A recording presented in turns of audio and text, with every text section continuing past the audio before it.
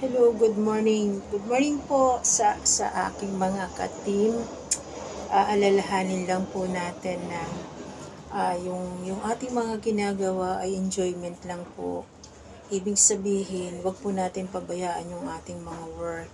Ngayon, kung hindi man tayo makasupport sa isa't isa, pagpasyensyahan po ang isa't isa. Total, hindi naman pwedeng hindi talaga sila sumusuport. Tulad ko, minsan busy, minsan hindi, nakakasupport din naman. Yun po.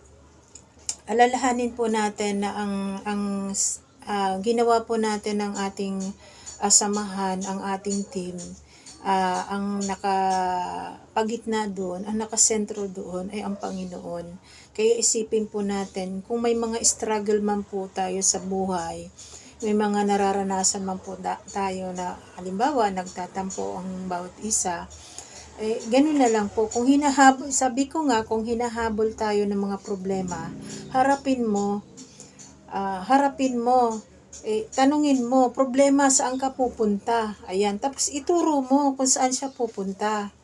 Ayun yun. Huwag natin tambayan yung ating mga problema. Kung mayroon man tayong mga hinanakit sa bawat isa, di ba nga, nagmi-meeting tayo, magsabi po. Hindi po masama ang nagsasabi ng katotohanan. Hindi po masama ang nagsasabi sa kanyang nasa loob, di po ba? Ayan, maraming salamat dun sa mga nakasupport. Maraming salamat din po sa hindi nakasupport. Yun po yun. Sabi ko nga, yung pag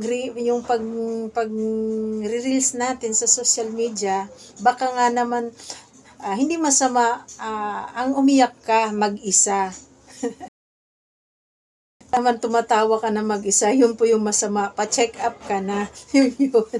Ayan po, maraming salamat. Ayun, kasi support tayo pag may time, pero pag wala naman po time, naintindihan po natin, kasi alalahanin po natin, mas importante po yung ating mga work. Yun lang po, God bless you, mua.